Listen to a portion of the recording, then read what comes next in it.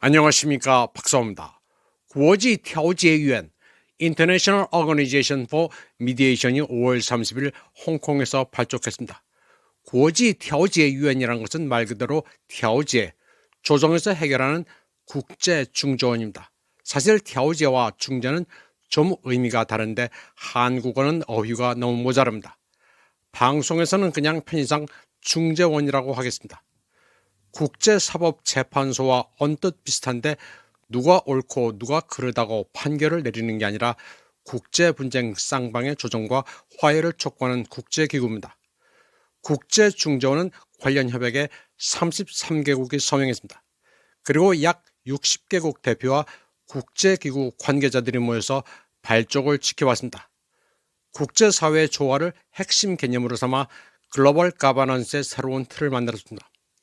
30일 행사는 주도국인 중국 외에도 싱가포르, 말레이시아, 캄보디아 같은 아시아 국가들과 벨라루시, 세르비아 같은 유럽 국가, 중동에서 중요한 역할을 하는 사우디아라비아와 카타르, 그리고 우간다 등 아프리카 국가들과 여러 라틴 아메리카 국가도 모였습니다. 거의가 과거 수십 년 동안 전통적인 국제규칙과 질서의 불균형이나 또는 불공정을 경험한 나라들입니다. 이제 그들은 중국이 주도하고 공정성과 균형을 옹호하는 새로운 중재 메커니즘을 지원하기 위해 함께 모이기로 결정했습니다. 이는 그 자체로 행동을 통한 태도의 명확한 표현입니다. 그들은 공동의 이익을 더 잘 대표하는 새로운 국제협력 방식을 모색하고 있으며 더 이상 과거의 불공정한 게임을 하고 싶지 않아 합니다. 여기서 눈에 띄는 아웃사이더는 미국입니다. 미국은 오랫동안 국제사회에서 심판관 역할을 하는 데 익숙해 있었고 자체 규칙을 만들고 국제기구를 지배하고 자체 기준으로 측정하고 심지어 다른 국가에 개입하는 데도 익숙해 있었습니다. 미국의 더욱 끔찍한 점은 이 운동이 중국에서 시작돼 많은 비서방 국가로부터 긍정적인 반응과 지원을 받았다는 것입니다. 이는 분명히 내가 모든 것에 대한 최종 결정권을 갖고 있다는 미국인의 욕구와 너무나 어울리지 않습니다. 따라서 중국이 미국을 쫓아내 아웃사이더로 만들었다기보다는 미국이 끊임없이 추구해온 일방주의와 패권주의가 미국을 점점 더 어색하게 만들고 평등, 협력, 다극화를 추구하는 추세에 통합되지 못하도록 만든 것입니다. 그리고 국제분쟁이 더 이상 서구 주도의 중재만 의존하지 않게 되면서 새로운 선택지가 등장한 것입니다. 이는 국제질서의 깊은 곳에서 근본적인 변화가 일어나고 있음을 나타내고 있습니다.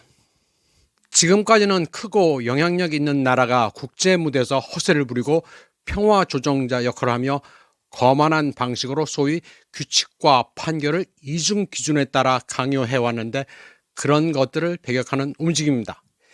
일부 국가는 재빨리 제재를 가하거나 단순히 노골적인 무력을 사용해 다른 국가를 위협하고 있는데 그래서는 문제를 해결할 수 없다면서 다른 접근 방식을 요구하고 있습니다. 국제 중재의 핵심 기능은 말 그대로 중재로 판단과는 전혀 무관합니다. 중재는 양측이 앉아서 진지하게 대화를 나누도록 요청하는 것과 같습니다. 이는 화해를 설득하는 과정입니다. 중립적이고 전문적인 플랫폼에서 갈등 당사자 양측은 마음을 열고 소통과 협상을 통해 양측이 모두 수용 가능하고 타당한 해결책을 찾기 위해 노력할 수 있습니다. 또 그 본부가 홍콩에 위치하고 있다는 사실은 국제사회가 이 도시를 신뢰하고 낙관하고 있다는 증거입니다. 홍콩은 세계적인 금융 중심지이자 해운 중심지로서 성숙한 법률제도, 세계적인 수준의 법률 인력, 편리한 국제교통, 효율적인 정보 흐름은 국제기구 운영에 흠잡을 데 없는 물질적 기반을 제공합니다. 지난 기간 동안 시노포비아를 추구하는 일부 서방 세력은 홍콩에 시비를 걸어왔습니다.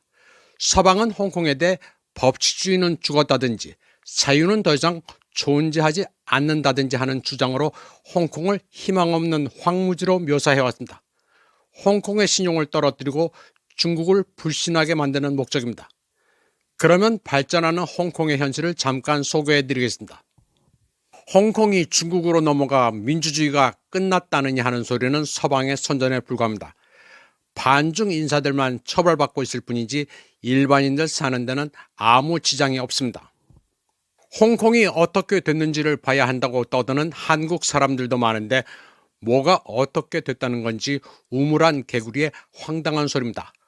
홍콩은 잘만 삽니다. 무슨 자유를 박탈당하고 한다든지 하는 것은 없습니다. 여전히 낭만적인 관광지며 세계적 금융 중심지의 지위도 되살아나고 있습니다. 이르면 올해 말쯤 홍콩과 마카오의 요트는 자유롭게 광동성에 들어갈 수 있게 될 전망입니다. 쭈하의 찐완추는 요트를 수리하고 유지하는 핫스팟이 됩니다. 홍콩, 마카오는 자본주의의 최첨단을 달리고 있습니다. 중국에서는 돈 있으면 요트를 타든 말든 누가 상관하지 않습니다. 홍콩 여권 소유자는 카타르의 30일의 비자 면제 혜택을 받습니다. 홍콩에 오는 카타르인도 마찬가지입니다. 중국의 비자 면제 조치는 대담하면서 그 효과를 톡톡히 누리고 있습니다. 계속해서 비자 면제국을 늘리고 있습니다. 6월 1일부터는 브라질, 아르헨티나, 칠레, 페루, 우루과이가 대상입니다. 또 6월 9일부터는 사우디아라비아, 오만, 쿠웨이트, 바레인에 대해서도 동일한 비자 면제 조치를 취합니다. 중국이 어떤 나라인지 서방에서 말하는 것처럼 자유가 없고 망해가는지 직접 와서 보라는 자신감의 발로입니다. 지금 유튜브에는 서구인들의 중국 체험담이 넘쳐나고 있습니다. 여태껏 서방세계 선전에 속아왔다는 내용이 대부분입니다. 티베트든 신장 위구르든 서방이 떠들던 인권 탄압 같은 것은 없으며 날로 발전하고 있다는 내용들입니다. 또 홍콩은 소위 비우호적 국가에 머물고 있는 러시아 기업들에게 우호적인 목적지로 자리매김하고 있다고 러시아 매체 RT의 독일어판이 보도했습니다. 5월 23일 발효된 인바운드 재거주, 즉 외국 기업의 홍콩 이전에 관한 법률은 외국 기업이 중국의 홍콩 특별행정구로 이전하는 것을 허용했습니다. 따라서 러시아 기업가들은 이제 비우호적인 국가에서 홍콩이나 UAE, 모리셔스, 세이셸 중에 선택할 수 있습니다. 러시아 매체 꼬메르산트는 개정안 채택은 미중 무역 전쟁 속에서 홍콩 경제를 지원하려는 홍콩 당국의 의지를 반영한다고 전했습니다. 그리고 오늘날 홍콩 경제는 더욱 회복력을 보이고 있으며 세계 금융 중심지 중 하나라는 지위는 중국 기업과 외국 기업 모두에게 매력적인 투자처가 되고 있다고 했습니다. 전문가들은 홍콩 경제 혁신의 유연성을 칭찬합니다. 회사를 이전할 때 수익, 자산 또는 직원 수에 대한 까다로운 요구사항이 없습니다. 홍콩은 통제 외국 기업 규칙을 적용하지 않으므로 이중 과세 위험 없이 효율적인 세무 개혁이 가능합니다. 홍콩으로의 이전은 유한 책임 또는 무한 책임을 지는 사기업과 공기업에 허용되는데 회사는 주주 75% 승인만 받으면 됩니다. 그러면 홍콩 얘기가 나온 김에 타이완 얘기도 좀 해보겠습니다. 체육관을 운영한다고 해서 관장이라 불리는 인플루언서 천지한이 폭탄 선언을 했습니다. 그는 원래 반중, 반공 인사로 차잉원 전 총통과 가까웠지만 민진당의 실정과 지나친 대륙 적대시로 전쟁 위험이 높아지자 입장을 바꿨습니다. 그는 현재 타이완 독립을 주장하는 민진당 라이칭더 정권을 거세게 비판하고 있습니다. 천저하는 100만 명이 넘는 팔로워를 거느리고 있고 여론에 대한 영향력이 국민당 주석보다 전혀 못하지 않을 정도입니다. 그런 그가 중국을 방문해 대륙 사람들이 어떻게 살고 있는지, 그리고 타이완 독립분자들이 떠드는 것처럼 자유가 없어 망해가고 있는지 알아보겠다고 선언했습니다. 그는 중국 여행 전 과정을 빠짐없이 생방송하는 평화의 대사가 되겠다고 밝혔습니다. 이에 대해 중국 국무원 타이완 판공실은 환영의 뜻을 밝히면서 일단 오면 다시 방문하고 싶은 마음이 들 것이라고 말했습니다. 와서 중국의 아름다운 산하와 발전상을 보고 맛있는 미식을 배부르게 먹고 가라고 했습니다. 중국 측은 체제 경쟁에서 이겼다는 자신감이 충만했습니다. 반면 라이칭대 민진당은 차이잉원의 팬이었다가 왜 변절했느냐면서 중국에 발을 디디는 순간 법의 심판을 받게 될 것이라고 위협했습니다. 그러나 그도 지지 않았습니다. 그는 몸으로 법을 시험해 보겠다면서 민진당은 지옥 18층까지 떨어질 것이라고 말했습니다. 타이완에서는 칭야오, 허이슝이란 관제 청년 조직이 반중 감정을 유포하고 있습니다. 우크라이나처럼 침략자에 맞서 타이완을 지키겠다면서 군사 훈련 흉내를 내는 밀리터리 매니아 조직입니다. 민진당 라이칭더 정권의 유엔트라고 할 수 있는 조직입니다. 한국과 비슷합니다. 철딱선이 없는 소위 군사 전문가들이 많습니다. 한편 중국 네티즌들도 관장을 응원했습니다. 네티즌들은 타이완보다 중국이 더 정상적이고 중국 친구들이 타이완 친구들에 대해 얼마나 열정적이고 예의 있게 대하는지 느낄 것이다. 중국에 와서 보고 여행하며 중국에 대한 온갖 편견을 완전히 뒤집어 엎으라고 했습니다. 또 부정적인 정보의 대부분은 뉴스 속 루머와 비방이라면서 관장의 중국 방문을 환영한다고 했습니다. 그리고 중국 관리들은 국민을 위해 봉사하지만 민진당은 자기 주머니를 채울 뿐이라고도 했습니다. 지금 타이완 여론은 친미 일변도인 민진당의 라이칭들을 윤석열에 비유하고 있습니다. 타이완 사람들은 절대 전쟁이 있어서는 안 된다는 입장입니다. 병역이 4개월로 불과해 유사시 섬을 방어할 능력도 없습니다. 그리고 중국과 왜 전쟁을 하느냐? 그들이 침략하면 차라리 항복하겠다는 청년들도 의외로 많습니다. 이런 사정을 알지도 못하면서 한국에서는 타이완 해협 유사시 한국이 참전해야 한다는 헛소리를 하는 자들이 많습니다. 정작 당사자인 타이완 사람들도 절반은 전쟁하면 안 된다는데 왜 우리가 전쟁을 하자고 하는지 웃기는 사람들입니다. 대리전으로 우크라이나가 초토화된 것을 보면서도 왜 남의 나라 전쟁에 끼어들지 못해 환장들을 하는지 상식적으로 이해가 되지 않습니다. 중국은 이번에 국제중재원을 홍콩에 설립함으로써 홍콩의 독특한 지위와 이점을 유지하고 있습니다. 홍콩을 중국과 세계를 연결하는 교량으로 활용하고 있습니다. 세상은 더 이상 단 하나의 국가를 중심으로 돌지 않습니다. 다양화된 거버넌스를 향해 나아가고 있습니다. 명령을 내리고 결정을 내리는 데 익숙한 기존 플레이어들이 더 이상 이전처럼 쉽게 게임을 할 수 없고 심지어 새로운 플랫폼에서 자신의 자리를 찾을 수 없다는 것을 깨닫는 것은 놀라운 일이 아닙니다. 홍콩의 국제중재원이 설립된 것은 중국이 국제무대에서 중요한 변혁을 완성하고 있다는 것을 상징하기도 합니다.